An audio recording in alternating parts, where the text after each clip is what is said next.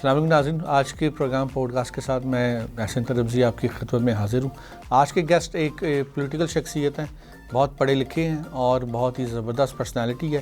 جماعت اسلامی سے ان کا تعلق ہے، سیکرٹری اطلاعات ہیں۔ آئیے بات چیت کا آغاز کرتے ہیں جناب کیسر شریف صاحب سے۔ Thank you so much sir programme میں آنے کے لیے۔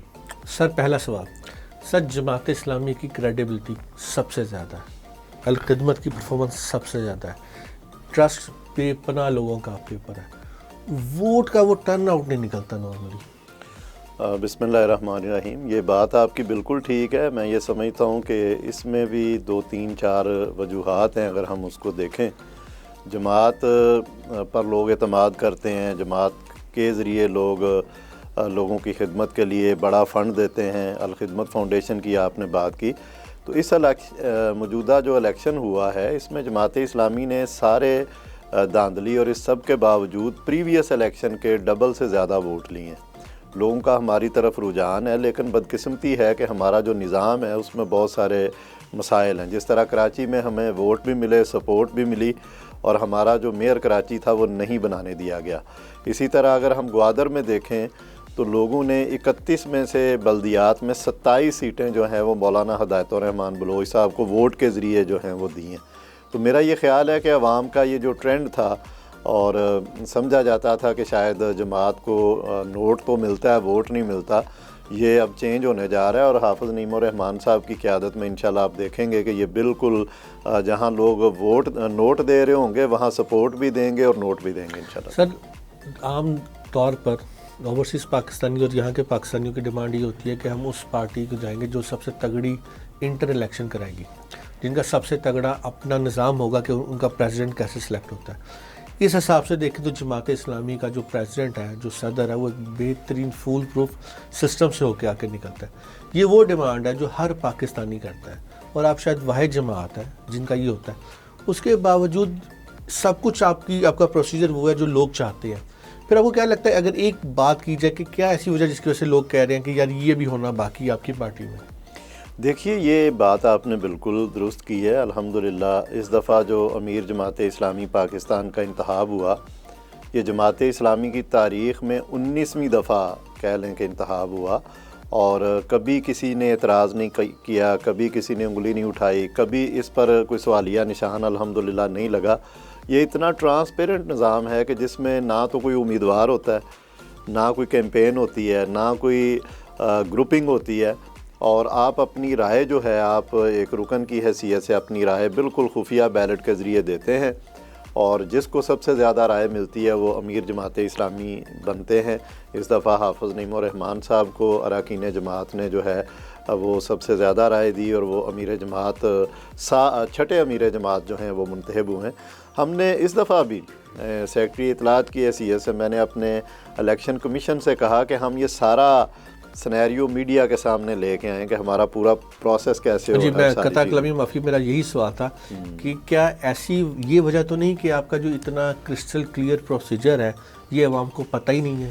نہیں، بہت سارے لوگوں کو تو اس کا اندازہ ہے، لیکن اس کو ہم اپنے پروسیجر کو بھی اس طرح میڈیا پر نہیں لے کے آ رہے، اور نہ ہم اس کو پبلسائز کرتے ہیں۔ ہمیں کرنا چاہیے، میری ذاتی رائے یہ ہے کہ ہمیں کرنا چاہیے، لیکن ہمارے جو صدر تھے الیکشن کمیشن کے اس دفعہ بھی، راشد نسیم صاحب، ان سے جب میری گفتگو ہوئی تو انہوں نے اپنے دیگر افراد سے مشاورت کے بعد، اچھا یہ ہمارا جو انتخابی کمیشن ہے یہ بھی منتخب ہو کے آتا ہے، صحیح، یہ بھی شورا کا منتخب ادارہ ہے، صدر بھی منتخب ہوتا ہے، اور 4 جو دیگر ارکان ہیں وہ بھی منتخب ہو کے آتے ہیں۔ ہر چیز کا ایک سسٹم موجود ہے۔ کسی سیاسی جماعت میں نہ صرف پاکستان میں بلکہ بین الاقوامی سطح پر اتنا اچھا انتخابی کمیشن نہیں ہے، یعنی کوئی اڈہاک سسٹم نہیں ہے، کوئی اڈہاک سسٹم نہیں ہے۔ اور ہم جو مطالبہ کرتے ہیں کہ پاکستان کا جو الیکشن کمیشن ہے وہ بھی اس طرح کا ہو، ہم ایسے ہی مطالبہ نہیں کرتے، ہم نے اپنا سسٹم بنایا ہوا ہے، پریکٹس بالکل چل رہی ہے، اور کبھی اس پر اعتراض نہیں ہوا۔ تو انہوں نے اس کو اس طرح میڈیا پر لانے کی پوری طرح اجازت نہیں دی، لیکن شاید لگتا یوں ہے کہ آنے والے وقت میں یہ چیزیں لوگوں کے سامنے زیادہ نمایاں ہو کے آئیں گی، فوٹیجز بھی آئیں گی، لوگ دیکھیں گے کہ کیا سسٹم چل رہا ہے۔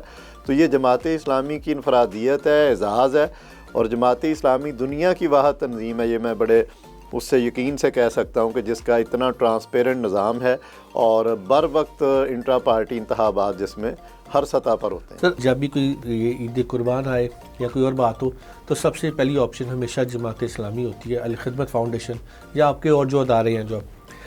اچھا، لوگوں کا ٹرسٹ تو آپ کے پاس ہے، اس میں تو کوئی شک ہی نہیں ہے۔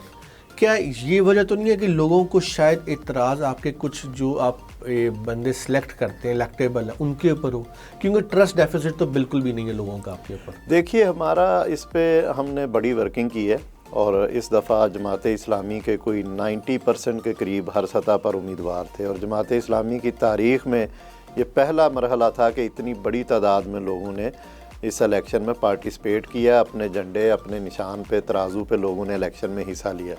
جہاں تک یہ دوسری بات آپ نے کی تو میرا یہ خیال ہے کہ یہ شاید وجہ نہیں ہے، وجہ کچھ اور ہے۔ جو پیسے کا استعمال الیکشن میں جس مطلب اتنا پیسے کا استعمال کیا جاتا ہے اور اتنی زیادہ وہ لوگ پھر میڈیا کیمپینز اور باقی چیزوں کو استعمال کرتے ہیں کہ لوگوں کو نیورو مارکیٹنگ کے ذریعے مجبور کر دیا جاتا ہے کہ گویا دو بندوں کا مقابلہ ہے، باقی تو ہے نہیں۔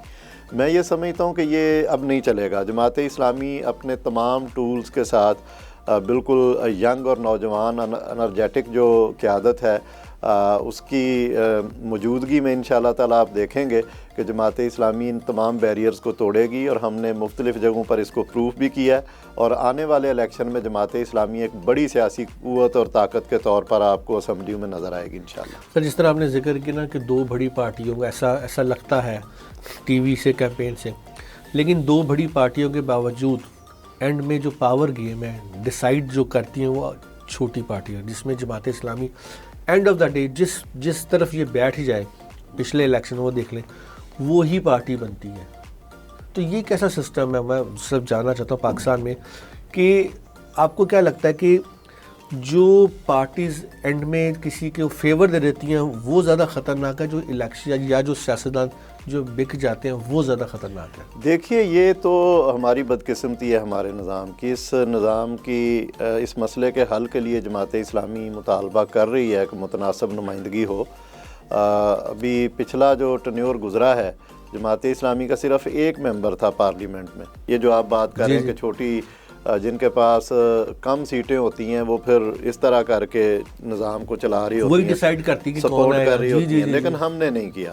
ہم اپنی جگہ پر کھڑے رہے۔ ہم نے ایک اصولی فیصلہ جو ہے وہ لیا کہ ہم اس ایکسٹینشن کو درست نہیں سمجھتے۔ ہم فیٹ اف پر جو قوانین بنائے گئے، بہت ساری چیزوں پر ہمارے تحفظات تھے، ہم نے ان تحفظات کا جو ہے وہ اظہار کیا۔ آئی ایم ایف کی جو شرائط تھیں بہت ساری چیزوں پہ ہم نے آواز اٹھائی۔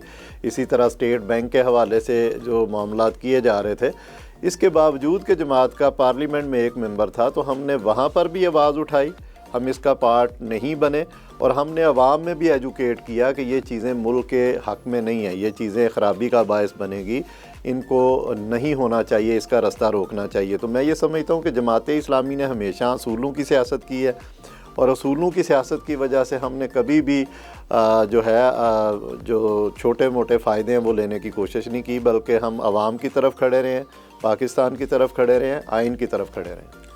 سر آپ کو اگر میں یہ پوچھوں کہ 1 2 3 کر کے آپ کی نظر میں اس سسٹم کا پرابلم کیا ہے؟ جماعت اسلامی ظاہر بات آپ کیمپین بھی سٹارٹ کرے گی نیکسٹ 5 سال میں، جماعت اسلامی کیا سمجھتی ہے کہ 1 2 3 کیا مسائل ہیں پاکستان کے؟ نہ جمہوریت سٹیبل ہو پاتی، نہ ملک سٹیبل ہو پاتا ہے۔ دیکھیے، سب سے بڑا مسئلہ تو یہ ہے کہ جو آئین کہتا ہے وہ ہم نہیں کرتے۔ کچھ لوگ اپنے آئینی حدود سے تجاوز کرتے ہیں، اور کچھ چیزیں جو ہیں وہاں پر جا کے آئین کو تروڑ مروڑ دیا جاتا ہے۔ جماعت اسلامی کے امیر حافظ نعیم الرحمن صاحب نے بالکل دو ٹوک اور واضح انداز میں کہا ہے کہ ہر بندے کو اپنی اپنی جگہ پر جانا ہوگا۔ ان کا اشارہ اسٹیبلشمنٹ کی طرف بھی ہے، ان کا اشارہ عدلیہ کی طرف بھی ہے، ان کا اشارہ مقننہ کی طرف بھی ہے، اور یہ جب تک اپنی اپنی جگہ پر نہیں جائیں گے یہ چیزیں درست نہیں ہوں گی۔ پاکستان کو چلانے کے لیے، ریاست کو چلانے کے لیے جو سب سے مضبوط ہمارے پاس چیز ہے جس پر پوری قوم کا اتفاق ہے وہ ہمارا آئین ہے۔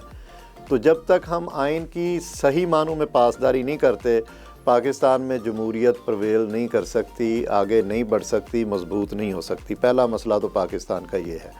دوسرا مسئلہ جو ہے وہ پاکستان میں بہت بڑے پیمانے پر جو معاشی حالات خراب ہوئے ہیں اس میں کرپشن کا بہت رول ہے، نااہلی کا بہت بڑا رول ہے کہ جو لوگ نمائندے بنا دیے جاتے ہیں، بن کے وہ عوام کے نمائندے نہیں ہوتے، بنا دیے جاتے ہیں، ان کے پاس یہ صلاحیت نہیں ہے کہ وہ قوم کو اس معاملے میں ڈلیور کر سکیں۔ اگر قوم نے پاکستان کو گرداب سے نکالنا ہے تو سب کو اپنی حدود پر واپس جانا پڑے گا، اپنی اپنی جگہ جانا پڑے گا۔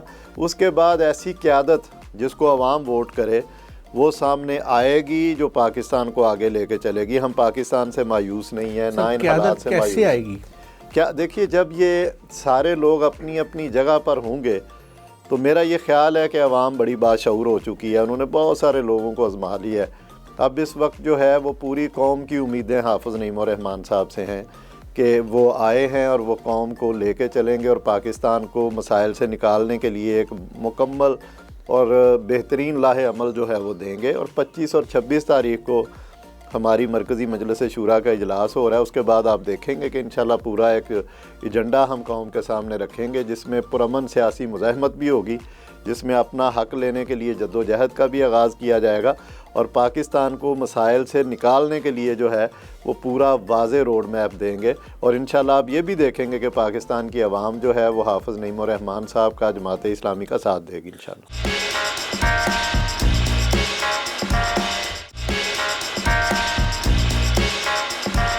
مجھے ایسا لگتا ہے کہ جو عوام ہے نا وہ آپ پر 100% اعتبار کرتی ہے۔ کچھ پرابلمس ہیں۔ قاضی حسین احمد صاحب جب آئے تھے ان کے آنے سے جماعت کو ایک بہت بڑا بوسٹ ملا تھا، اگر اس کو دیکھا جائے۔ وہ ہمیں ایسا لگتا ہے کہ آپ لوگ جو ماڈرن طریقے ہیں، جس کو آپ ذکر پروموشن کے کہہ لیں، انٹر ایکٹیویٹی کے کہہ لیں، آپ اس کو اڈاپٹ یا کرنا نہیں چاہتے یا کرتے نہیں ہیں۔ ٹرسٹ ہے لوگوں کا، مجھے لگتا ہے آپ لوگوں تک رسائی نہیں آپ کی ہو پاتی۔ آپ کا منشور کیا ہے، آپ کی، میں باہر بیٹھا ہوں نا سر، میں نے آپ کے الخدمت کا بہت کام سنا، سب کچھ دیکھا، لیکن عام لوگوں کو نہیں پتہ جتنی آپ کی الخدمت اور جتنی اب ترقی آپ بے پناہ کام کر کے، آپ ریسرچ کر کے، ہمیں ایسا لگتا ہے کہ جو دوسری پارٹیز ہیں وہ سرویز کرواتی ہیں، پرائیویٹ فرم ہائر کرتی ہیں، آپ لوگ ان چیزوں پہ یقین نہیں رکھتے۔ دیکھیں یہ چیز بالکل اس میں کمی رہی ہوگی، لیکن جماعت اسلامی اس پہ بالکل کام کر رہی ہے۔ جس طرح میں نے آپ سے عرض کی، ہماری بالکل مختلف سرویز ہم کر رہے ہیں، مختلف جو ورکنگ گروپس ہیں، 1400 PhDs اس پہ کام کر رہے ہیں۔ کس پارٹی کے پاس اتنا بڑا انفراسٹرکچر ہے؟ ہاں جی، 1400 PhDs لوگ ہیں جو مختلف ورکنگ گروپس میں کام کر رہے ہیں، جو ہماری پالیسی کے پیچھے جن کا پورا انپٹ ہوگا۔ ہم کوئی ہوا میں تیر نہیں چلا رہے، ہم کوئی خیالی باتیں کرنے نہیں آئے، ہم بالکل ٹھوس مسئلہ بیان کریں گے اور اس کا واضح اور دو ٹوک حل پیش کریں گے انشاءاللہ تعالیٰ۔ اور آپ یہ دیکھیں گے کہ جماعت اسلامی ہی وہ واحد پارٹی ہے جو صرف حل نہیں پیش کرتی، جس کے پاس واقعتاً بہترین تجربہ کار ٹیم موجود ہے، اور ایسی ٹیم موجود ہے جس میں ینگ لوگ بھی ہیں، جس میں وہ لوگ بھی ہیں جو مختلف اداروں میں کام کر چکے ہیں، وہ لوگ بھی ہیں جو مختلف جگہ پر منتخب ہو کے ڈیلیور کر چکے ہیں۔ ایڈریس کریں گے آپ؟ بالکل، یوتھ ہماری پرائرٹی ہے۔ حافظ نعیم الرحمان صاحب امیر جماعت اسلامی پاکستان نے جو دو بڑی ترجیحات کا ذکر کیا ہے، وہ ایک تو خواتین ہے اور ہمارا تقریباً نصف ہیں، اور دوسرا یوتھ ہیں جو پاکستان کا تقریباً 65% ہے۔ تو ہماری جو ترجیحات ہیں اس میں یہ دو چیزیں بہت نمایاں ہوں گی انشاءاللہ۔ اور نوجوان جو ہے، میں دیکھ رہا ہوں جتنی پسندیدگی کا اظہار کر رہے ہیں لوگ حافظ نعیم الرحمان صاحب پہ، اور ان کو پسند کر رہے ہیں، اور فیڈ بیک جو ہمیں آ رہا ہے میڈیا کے ذریعے، سوشل میڈیا کے ذریعے، وہ بڑا حوصلہ افزا ہے۔ اور آنے والے دنوں میں انشاءاللہ ہم دیکھیں گے کہ نوجوانوں میں جو مایوسی ہے اس کو دور کرنے کے لیے حافظ نعیم الرحمان صاحب قوم کو لیڈ کریں گے انشاءاللہ۔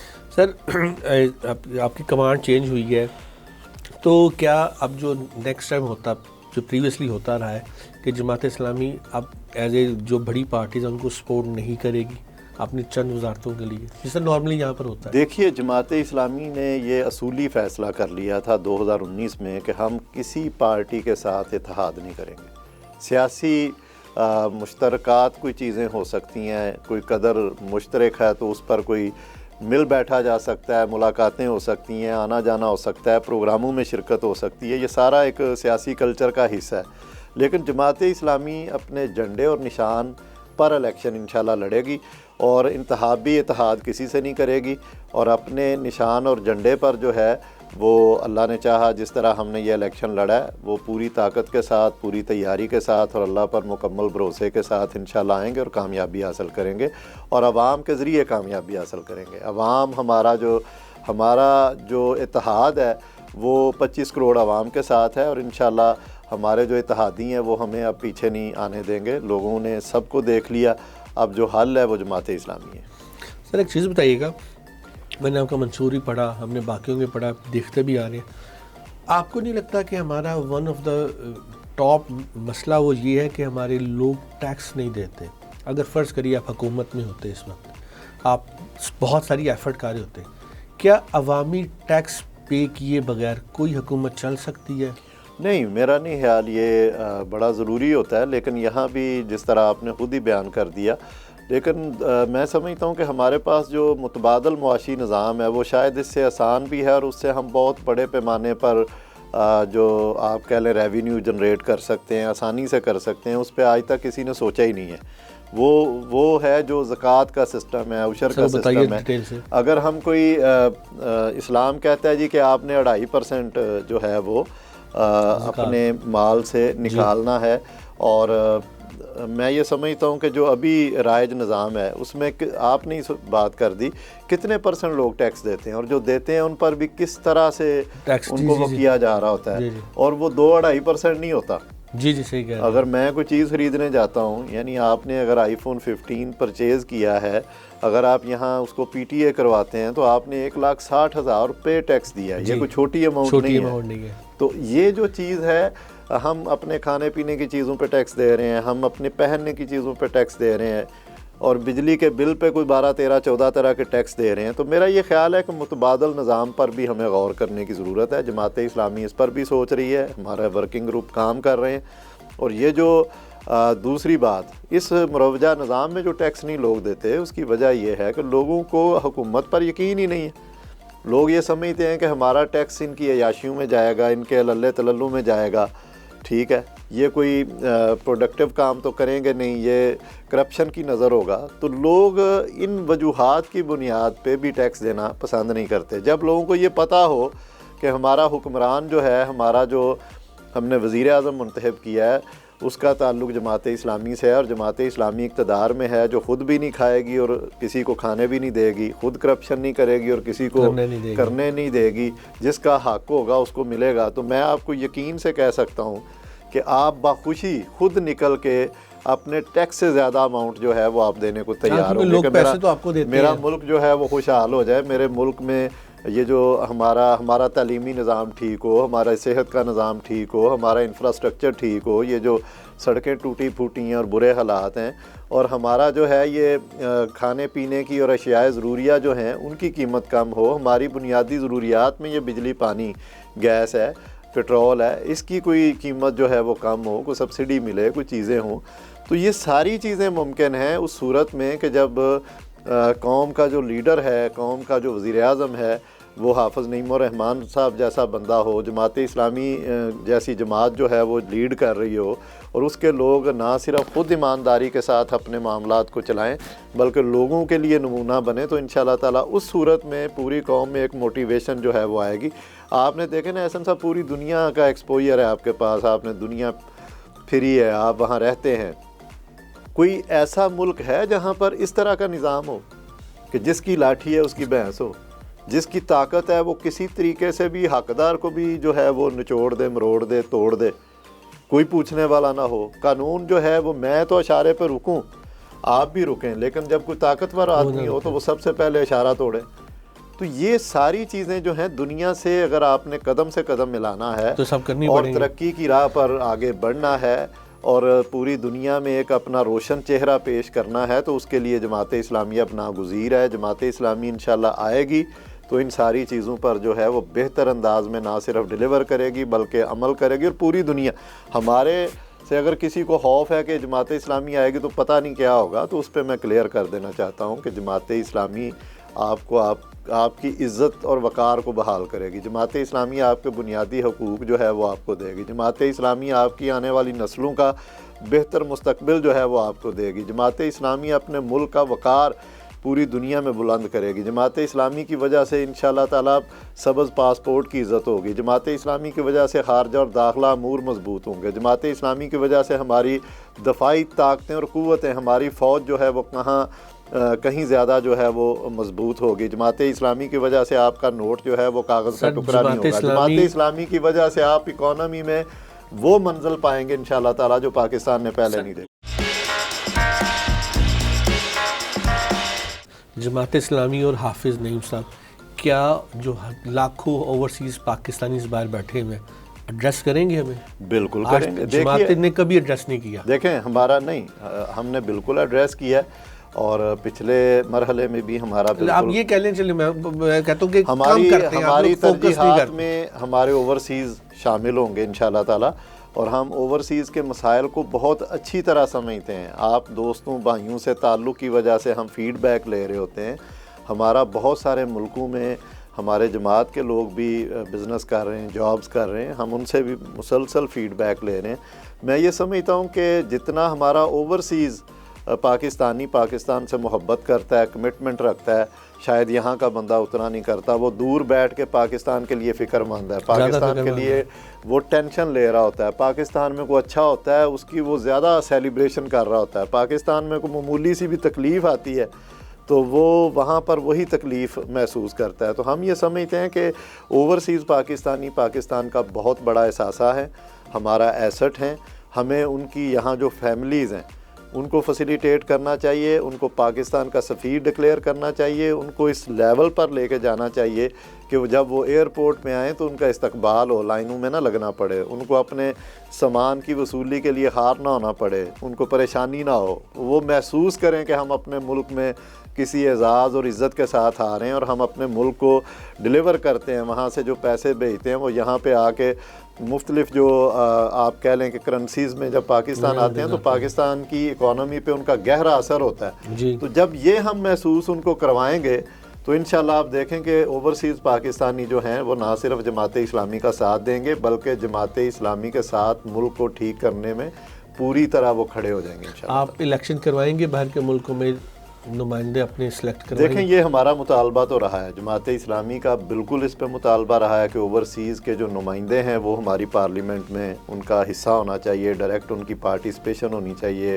اور وہ یہاں آ کے اپنے ملک کو ریپریزنٹ کریں، اپنے ان اوورسیز بہن بھائیوں کو ریپریزنٹ کریں، ووٹرز کو، کہ جو دیگر ممالک میں بیٹھے ہوئے ہیں لیکن پاکستان کے لیے فکر مند ہیں، پاکستان کی خدمت کر رہے ہیں. تو بالکل جماعت اسلامی کا اس حوالے سے، کیونکہ ہر حکومت میں سر بیک ڈور تو کوئی نہ کوئی آ ہی جاتا ہے باہر سے جن کے ٹرمز اچھے ہوتے ہیں. نہیں ہمارا باقاعدہ اس پہ ایک وہ موجود ہے، لیکن ظاہر ہے جیسے جماعت اسلامی جب آئے گی تو اس کا پورا ایک چارٹر جو ہے اس پر کیسے عمل درآمد ہوگا وہ بھی ہم، میرا خیال ہے اگلے الیکشن سے پہلے ہم اس کی پوری جزیات جو ہیں وہ اناؤنس کریں گے. ایک جنرل امپریشن ہے، ایک جنرل امپریشن یہ ہے یوتھ میں سمجھ لیجیے کہ جماعت اسلامی کے لفظ سے ایک سخت جماعت کا ایک آپ کہہ لیں جس میں کہنا نہیں، لفظ شاید مناسب نہیں ہے، لیکن کہا جاتا ہے یہ سختی سے اسلامی پر، یعنی جو آپ سمجھتے ہیں جو آرتھوڈاکس قسم کے ہیں، ایک ایسا خوف پایا جاتا ہے. عام امپریشن یہ ہے. نہیں، میرا یہ خیال ہے کہ یہ امپریشن درست نہیں ہے. میں آپ کو ایک مثال دیتا ہوں، اس سے آپ تھوڑا سا، سید منور حسن صاحب جماعت اسلامی کے امیر، اللہ تعالیٰ ان کو غریق رحمت کرے، ہمارے میڈیا کے کچھ دوستوں نے کہا کہ ان کا بڑے وہ سخت لگتے ہیں بولنے میں، کرنے میں، سارا ان کے کچھ بیانات بھی کافی زیادہ اب لوگ یہ سمجھتے ہیں نا جب آپ ملتے نہیں ہیں. تو یہ نیا روزنامہ جہان پاکستان لانچ ہوا تھا تو ان کی ٹیم نے کہا کہ ہم نے انٹرویو کرنا ہے. صحیح. تو اویس رؤف صاحب اس کے اونر ہیں اور ان کی 5-6 لوگوں کی سینئر ٹاپ کی جو ٹیم ہے وہ آئی. انٹرویو ہوا تو انٹرویو کے بعد اس میں بڑی سینئر جرنلسٹ خاتون بھی موجود تھیں جو ایڈیٹر تھیں. تو جب میں ان کو سی آف کرنے باہر آیا اور 2-3 منٹ گزرے ہوں گے تو ان کی مجھے کال بیک آئی، تو انہوں نے کہا کہ میں تو ساری زندگی ان کو یہ سمجھتی رہی کہ یہ بڑے سخت ہیں اور بڑے ہارڈ لائنر ہیں اور بولیں گے کیسے، ہماری بات کا جواب. تو انہوں نے تو اتنی محبت کے ساتھ ہمیں عزت بھی دی ہے، ہمارے سوالات بھی سنے، اور اتنے پولائٹ ہیں. تو میں تو آج شرمندہ ہوں کہ میں ساری زندگی کیوں اس طرح سوچتی رہی. تو میں یہ سمجھتا ہوں کہ جماعت اسلامی ایک پرامن، حقیقی جمہوریت رکھنے والی، عزت دینے والی، اور واقعتاً آپ کے ساتھ آپ کہہ لیں کہ آپ کا خیال کرنے والی پارٹی ہے. میں آپ کی بات سے 100% ایگری کرتا ہوں، قطع کلامی کی معافی، لیکن آپ اس کو سمجھتے تو ہیں کہ ایسا امپریشن پایا جاتا ہے، اور اس پر کیا کام کریں؟ یہ امپریشن جو پایا جاتا ہے یہ بنایا جاتا ہے. جو اپوزٹ طاقتیں ہیں اس میں بہت ساری چیزیں، انٹرنیشنل اسٹیبلشمنٹ بھی ہو سکتی ہے کہ جو یہ فاصلے بڑھانا چاہتی ہے کہ یہ لوگ آئیں گے تو یہ اپنے ملک کی بات کریں گے، اپنے قوم کی بات کریں گے. میں یہ سمجھتا ہوں کہ میں اپنی ایک کہہ لیں کہ اسکول سے لے کے آج تک میں اپنی پارٹی کے ساتھ جی میں نے سارا بالکل ایسا، اور میں نے آج تک کسی بھی جگہ پہ کوئی شدت نہیں دیکھی کہ کوئی زبردستی آپ کو کہا جا رہا ہو کہ آپ کپڑے ایسے پہنیں، آپ کا چہرہ ایسا ہونا چاہیے، آپ داڑھی رکھ لیں، آپ نہ رکھیں، ٹھیک ہے، آپ جو ہے وہ یہ بولی بولیں گے، یہ تعارف کروائیں گے، آپ کا یہ مسلک ہوگا. یہ جماعت اسلامی کی ڈسکشن ہے ہی نہیں. جماعت اسلامی میں کوئی تعصب نہیں ہے کسی کے لیے بھی. جماعت اسلامی میں کوئی مسلکی فرقہ بندی نہیں ہے کہ آپ کس فرقے سے تعلق رکھتے ہیں، آپ کس کو فالو کر رہے ہیں، یعنی بالکل نہیں ہے. اور کسی فرقے کا آپس میں کوئی وہ نہیں ہے، کوئی کانفلکٹ نہیں ہے، کوئی الجھن نہیں ہے، کوئی پسند اور ناپسند نہیں ہے، کوئی برادریزم نہیں ہے کہ فلاں برادری کا بندہ جو ہے وہ اچھا ہے، فلاں کا کمزور ہے، نہیں ہے. یہ بات تو میں نے دیکھی کوئی ہے، دولت برادری پر نہ ووٹ اکٹھا کرتے ہیں آپ، یہ تو دولت مند اور غریب کی کوئی تفریق نہیں ہے. یہ خالصتاً وہ چیزیں ہیں جو اسلام نے، ہمارے دین نے ہمیں سکھائی ہیں. دیکھیے ہمارے پہلے امیر جو تھے مولانا سید ابوالعلا مودودی رحمۃ اللہ علیہ، وہ اردو اسپیکر اردو بولتے تھے، لاہور تشریف لائے علامہ اقبال رحمۃ اللہ علیہ کے کہنے پہ. ہمارے جو دوسرے امیر تھے وہ پنجابی تھے، میاں طفیل محمد صاحب. ہمارے جو تیسرے امیر تھے قاضی حسین احمد صاحب، وہ پختون تھے، ان کا وہاں سے تعلق تھا. ہمارے جو چوتھے امیر تھے سید منور حسن صاحب، وہ کراچی تھے، اردو بولتے تھے. ہمارے جو پانچویں امیر تھے وہ پھر کے پی سے تھے، دیر سے. ہمارے جو چھٹے امیر آئے ہیں، ٹھیک ہے، وہ اردو اسپیکر ہیں، اور 6 کے 6 میں کوئی بلڈ ریلیشن نہیں ہے. اس میں تو سر کوئی شک نہیں کہ یہ کسی فرد کی پراپرٹی نہیں ہے. جماعت اسلامی کسی ایک خاندان کی پراپرٹی نہیں ہے، بلکہ یہ سب کی ہے. اس کے دروازے سب کے لیے کھلے ہوئے ہیں، اور یہ واحد پارٹی ہے. لوگوں کو اس سے بالکل خوف زدہ نہیں ہونا چاہیے. میں یہ سمجھتا ہوں یہ واحد پارٹی ہے جہاں عام آدمی، عام ورکر جو ہے وہ بڑی سے بڑی ذمہ داری پہ آ سکتا ہے. کسی اور پارٹی میں نہیں ہے. وہاں پیسہ دیکھا جائے گا، وہاں خاندان دیکھا جائے گا، وہاں آپ کی لابی دیکھی جائے گی، وہاں سفارش دیکھی جائے گی. یہاں پر ایسا نہیں ہے. یہاں پر ایک نظام ہے، ایک دستور ہے. آپ اس پر عمل کر کے اپنی پارٹی میں رہتے ہیں، ڈلیور کرتے ہیں، اپنی ذاتی جو آپ کی چیزیں ہیں وہ ٹھیک رکھتے ہیں، تو آپ اس میں بہت آگے بڑھ سکتے ہیں. اب حافظ نعیم الرحمان صاحب جو ہیں وہ آپ دیکھ لیجئے، زمانہ طالب علمی سے وہ اسلامی جمعیت طلبہ تو سر اس کا مطلب یہ ہوا کہ اس پر ہم یہ چینج دیکھیں گے کہ جماعت اسلامی جو ہے وہ لوگوں کے اندر اپنی جو اچھے کام اور بہت سی چیزیں جو لوگوں کو نہیں پتہ یا رسائی جو ہے اس پر بہت اجاگر کرے گی. سر ایک چیز بتائیے کہ بہت سے ایسے واقعات ہوئے کہ جب جلسے جلوس ہوتے تھے پہلے، اب تو نہیں ہوتے، اب تو لوگ یوٹیوب کے پیچھے پڑے ہوئے ہیں. اس میں ہمارے جلسہ ایشو کسی دوسرے ملک کا ہے، اشارے ہمارے توڑ دیے، وہ ATM ہمارا لوٹ لیا. اور ہمارا اکثر پولیٹیکل پارٹیز کے جلسے میں ایسا ہوتا تھا، جماعت اسلامی کے بھی جلسوں میں نقصان ہوتا تھا. اس کلچر کو کیسے آپ کیا سمجھتے ہیں آپ؟ میرا یہ خیال ہے جماعت اسلامی کا شاید ہی کوئی آپ اس طرح کا جلسہ مجھے بتا سکیں. ہم نے پچھلے دنوں فلسطین کے نام سے بہت بڑے بڑے مارچز کیے ہیں. ہماری شہری انتظامیہ یہاں موجود ہے، باقی شہروں میں بھی کوئی ایک پتا، ایک گملہ نہیں ٹوٹا. جماعت اسلامی پہلے دن سے ایک پرامن تنظیم ہے. ہم ایسے جلاؤ گراؤ کی سیاست پر یقین نہیں رکھتے. ہم ضرور احتجاج کرتے ہیں جو ہمارا آئینی حق ہے. ہم پرامن مزاحمت پر یقین رکھتے ہیں جو آپ کو آگے چل کے بھی نظر آئے گی، کہ جس میں کسی قانون کو ہاتھ میں نہ لیا جائے، جس میں اپنے حق کے لیے، اپنے مطالبات کے لیے ضرور احتجاج کیا جائے، ضرور آواز بلند کی جائے، جلسہ جلوس ریلی یہ ہر ایک کا آئینی حق ہے، لیکن کوئی بھی پارٹی اگر یہ کام کرتی ہے، سرکاری املاک کو نقصان پہنچاتی ہے، جلاؤ گراؤ کرتی ہے، اے ٹی ایم لوٹتی ہے یا کوئی اور مسئلے مسائل کرتی ہے، تو ہم اس کی مذمت کرتے ہیں، ہم اس کو درست نہیں سمجھتے، ہم اس کو قوم اور ملک کے ساتھ جو ہے وہ دشمنی سمجھتے ہیں، ہمارا اس سے امیج بہت خراب ہوتا ہے انٹرنیشنل لیول پہ، دیگر لوگ ہمیں عجیب و غریب قوم سمجھتے ہیں، ہم یہ سمجھتے ہیں کہ جماعت اسلامی انشاءاللہ جب اقتدار میں آئے گی تو ان ساری چیزوں پر اپنی قوم کو ایجوکیٹ کرے گی، جب طلبہ یونین بحال ہوں گی، جب اسٹوڈنٹ یونین، آپ تعلیمی اداروں میں آپ کو سیاست کا پتہ ہوگا، اپنا ووٹ ڈالنے کا پتہ ہوگا کہ ووٹ کیسے ڈالتے ہیں، ووٹ کیوں ڈالتے ہیں، تو یہ جو ووٹر انفارمیشن اور ووٹر ایجوکیشن ہے یہ ایک امپورٹنٹ چیز ہے جو ہمارے ہاں ملتی نہیں ہے، اور ہمیں یہ پتہ ہوگا کہ پروٹیسٹ کیسے کرتے ہیں، اور ہمارا آئینی اور جمہوری جو حق ہے اس کے لیے عوام اس چیز کو سمجھ چکے ہوں گے، اور کسی کے ایجنڈے پہ جو ہے وہ گلاؤ جراؤ اور آگ لگانے کا وہ عمل جو ہے میرا خیال ہے ہم اس کو ایجوکیشن کے ذریعے، اس ٹریننگ کے ذریعے پوری طرح اپنی قوم کو انٹرنیشنل لیول پہ ایک پڑھی لکھی مہذب قوم کے طور پہ انشاءاللہ لے کے جماعت اسلامی جب اقتدار میں آئے گی تو بہت سی یونیورسٹیز، کالجز جس میں اب تنظیم سازی بند ہو گئی ہوئی ہے، اس کو دوبارہ فعال کریں گے آپ؟ دیکھیں یہ تنظیم سازی صرف جماعت اسلامی کی نہیں میں کہہ رہا، جی، طلبہ یونین کو، طلبہ کو حق حاصل ہے کہ وہ اپنی یونین بنائیں، یہاں ریڑی بان کی یونین ہے، یہاں تانگے والوں کی یونین تھی، یہاں رکشے والوں کی یونین ہے، یہاں پہ ڈاکٹرز، انجینئرز اور کسانوں کی یونینز ہیں، تو وائی ناٹ اسٹوڈنٹس؟ طلبہ جو ہے وہ تو پاکستان کا سرمایہ ہیں، مستقبل ہیں، ہماری جو یوتھ ہے وہ 65% ہے، اور اس کو ہم نے یہ بنیادی حق نہیں دیا ہوا۔ آج آپ پوری دنیا میں دیکھ رہے ہیں، امریکہ سمیت کہاں کہاں پہ جو ہے وہ فلسطین کے حق میں احتجاج ہو رہا ہے، پرامن احتجاج ہو رہا ہے، تو یہ وہ اصل میں شعور ہے جو قوم کو انشاءاللہ ہم دیں گے، اور اسٹوڈنٹس کو ہماری کوشش ہوگی کہ ان کو یونین کا حق دیا جائے، وہ پرامن طریقے سے اس جمہوری عمل کو سیکھیں، اس سے گزریں اور آگے بڑھ کر قوم اور ملک کی خدمت کریں۔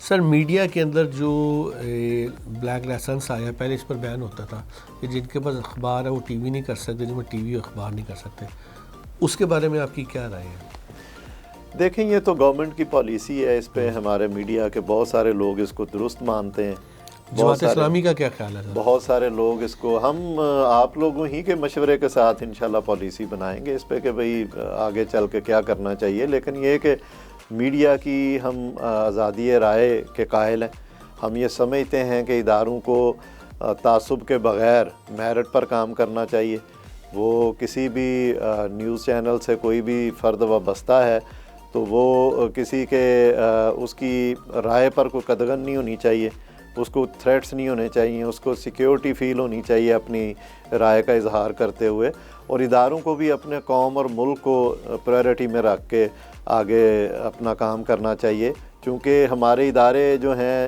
جتنے بھی ہمارے یہ میڈیا کے ٹی وی چینلز ہیں، اخبارات ہیں، یہ عوام کی رائے بنانے میں ان کا ایک اہم کردار ہے۔ سر، آج کل میڈیا کے چینلز بہت سارے ایسے ہیں جن کو دیکھ کے، ٹی وی کو دیکھ کے ہی پتہ لگتا ہے کہ یہ خاص مخصوص پارٹی کو سپورٹ کرتے ہیں، اس کلچر کے بارے میں جماعت اسلامی کا کیا خیال اور کیا اقدامات کریں گے آپ؟ دیکھیں اس کلچر نے ہمیں مجموعی طور پر نقصان پہنچایا ہے، اور یہ صحافت کی کمزوری کی علامت ہے، اور اس کی وجوہات مختلف پریشرز بتائے جاتے ہیں، مختلف مفادات بتائے جاتے ہیں، تو میں یہ سمجھتا ہوں کہ ہم صحافی برادری سے بھی یہ درخواست کرتے ہیں، ٹی وی چینلز مالکان سے بھی، کہ ان مفادات کے لیے اور آپ کہہ لیں مختلف جو وجوہات بنتی ہیں اس کو انشاءاللہ ہم حکومت میں آئے تو اس کو مؤثر طریقے سے دور کرنے کی کوشش کریں گے، تاکہ ہمارے ہاں جو میڈیا ہے اس کی کوئی بھی شکل ہو، وہ ٹی وی چینلز ہیں، وہ اخبارات ہیں، وہ ڈیجیٹل پلیٹ فارمز ہیں، تو سارے لوگ جو ہیں وہ اپنے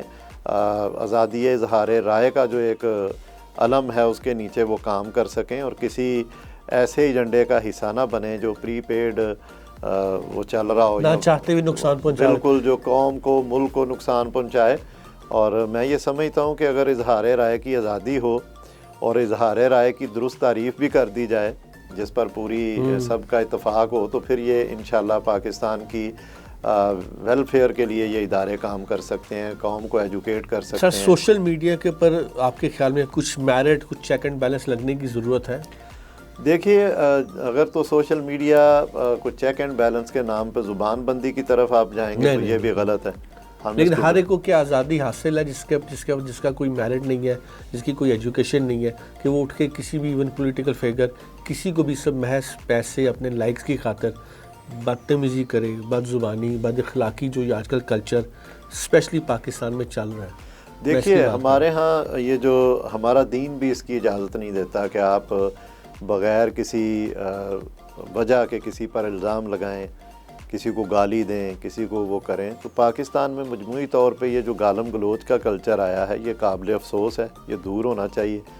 وہ میڈیا میں بہت زیادہ آیا ہے، ہم اس کو درست نہیں سمجھتے، اس کا کوئی مناسب حل نکلنا چاہیے، لیکن ایسا حل نکلنا چاہیے کہ جس سے کسی کی جائز جو اظہار رائے کا معاملہ ہے وہ بھی خراب نہ ہو، ڈسٹرب نہ ہو، وہ بھی نہ لگے کہ اس پر پابندی لگا دی گئی ہے یا اس پر کوئی ایسا سخت جو وہ فارمولہ لگا دیا گیا ہے کہ لوگ اب درست اور حق کی بات بھی کرنے سے جو ہے وہ کتراتے ہیں۔ سر جماعت اسلامی کی نظر میں، آپ کی نظر میں، آپ چونکہ ماشاءاللہ خود پڑھے لکھے آدمی ہیں، کہ کرپشن سے کیا بڑا مسئلہ ہماری ایجوکیشن سسٹم نہیں ہے؟ بالکل ہے۔ 2,64,00,000 بچے جو ہیں ابھی بھی اسکولوں سے باہر ہیں۔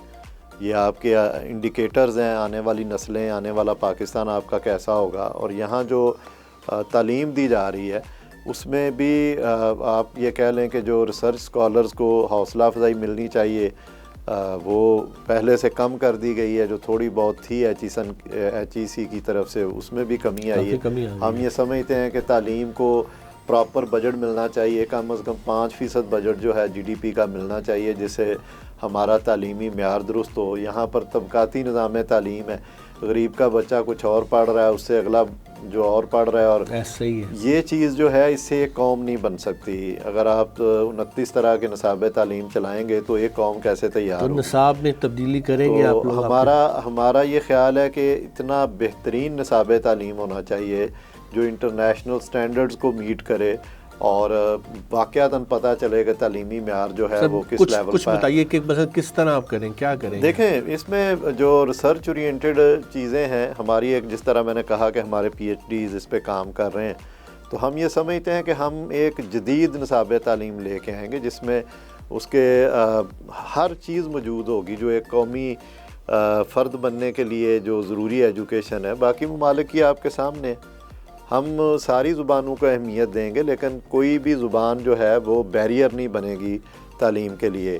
اور ہم یہ کوشش کریں گے کہ گورنمنٹ جو ہے وہ فیسیلیٹیٹ کرے، ابتدائی تعلیم کو کوئی فری کرنے کی طرف جائے، اور اعلیٰ تعلیم میں جو ہے وہ پوری طرح سپورٹ کرے، اور نوجوان جو پڑھا لکھا نوجوان ہے اس کو پتہ ہو کہ جب میں یہاں سے تعلیمی ادارے سے باہر نکلوں گا تو کوئی نوکری، کوئی قومی کردار میرا انتظار کر رہا ہوگا، مجھے لائنوں میں نہیں لگنا پڑے گا، میں اپنی ڈگری جو ہے وہ مجھے کاغذ کا ٹکڑا اور بیکار چیز نظر نہیں آئے گی، بلکہ اس کی اتنی اہمیت ہوگی کہ پاکستان میں رہ کے وہ اپنے ملک اور قوم کی خدمت کر سکے گا، اپنے بچوں کو اور فیملی کو بہتر طریقے سے جو ہے وہ زندگی کا ایک معیار دے سکے گا۔ سر آخری سوال، آج کا نوجوان، ہر نوجوان پاکستان چھوڑ کے باہر کیوں جانا چاہ رہا ہے؟ پاکستان کے حالات دیکھیں، اس میں انفارچونیٹلی بہت سارے لیڈرز آئے جنہوں نے بہت سارے خواب دکھائے، بہت سارے وعدے اور اعلانات کیے، اس کی وجوہات پہ ہم نہیں جاتے کہ کیا ہوا، لیکن ایٹ دا اینڈ جو ہے وہ نوجوان کو ملا کچھ نہیں ہے۔ نوجوان جو خواب دیکھ رہا تھا کہ میں پڑھ لوں گا تو مجھے یہاں پر نوکری ملے گی، روزگار ملے گا، یہاں کا جو ماحول ہے وہ مجھے تعلیمی ادارے سے نکلنے کے بعد میں اپنے گھر کا سہارا بن جاؤں گا، اب وہ گھر کا سہارا بننے کی بجائے ذہنی مریض بن رہا ہے، تو اس کے پاس کوئی چارہ بچتا نہیں ہے۔ میں ان نوجوانوں کو آج ایڈریس کرنا چاہتا ہوں آپ کے ذریعے کہ حافظ نعیم الرحمان صاحب امیر جماعت اسلامی پاکستان نے بنو قابل کے نام سے ایک بڑے پروگرام کا اعلان کیا، اور آنے والے 2-4 سالوں میں ہم کچھ 10 لاکھ لوگوں کو IT کے ذریعے برسر روزگار انشاءاللہ لے کے آئیں گے کہ وہ اپنا خود کمانا شروع کر دیں گے، اور پاکستان کے لیے، اپنی فیملی کے لیے ایک سمجھ لیں کہ تقویت کا، سہارے کا انشاءاللہ وہ باعث ہوں گے۔ تو مایوس ہونے کی ضرورت نہیں ہے. مستقبل آپ کا ہے, پاکستان آپ کا ہے, آئیں آگے بڑھیں اور جماعت اسلامی کا جو ہے وہ ساتھ دیں. ہمارے دروازے آپ کے لیے کھلے ہوئے ہیں. انشاءاللہ جماعت اسلامی جو آپ سے وعدہ کرے گی, جو آپ کے لیے اعلان کرے گی, جو روڈ میپ بنائے گی, اس میں انشاءاللہ آپ کو مایوسی نہیں ہوگی. اور یہ ملک ہمارا ہے. اگر آج حالات خراب ہیں تو اس کو ٹھیک بھی ہم نے کرنا ہے, چلانا بھی ہم نے ہے, اور انشاءاللہ ہم نے انٹرنیشنل اور بین الاقوامی سطح پہ اس کو عزت بھی دلانی ہے. اور پاکستان ایک بڑی زرخیز زمین ہے اور ہمارے پاس 65% یوتھ ہے, ہمارا اثاثہ ہے. ضرورت اس چیز کی ہے کہ مایوس ہونے کی بجائے امید کی طرف آئیں, اور آج امید جو ہے وہ حافظ نعیم الرحمان ہے, جماعت اسلامی پاکستان ہے. ناظرین, کسی بھی پارٹی کے لیے سب سے امپورٹنٹ یہ بات ہے کہ وہ اپنے انٹر پارٹی الیکشن میں بہت ہی فیئر ہو. وہ کینڈیڈیٹ کیسے سلیکٹ ہوتے ہیں, انٹر پارٹی کیسے لے کے آتے ہیں. اور آج کے ہمارے جو مہمان تھے کیسر شریف صاحب, ان کا تعلق اس واحد پارٹی سے ہے جن پر آنکھیں بند کر کے اعتبار کیا جا سکتا ہے کہ ان کا جو صدر ہوتا ہے پارٹی کا وہ بہت ہی ایک شفاف اور کرسٹل کلیئر پروسیجر سے نکل کے سامنے آتا ہے. Thank you so much sir. Thank you جی, السلام علیکم, بہت شکریہ.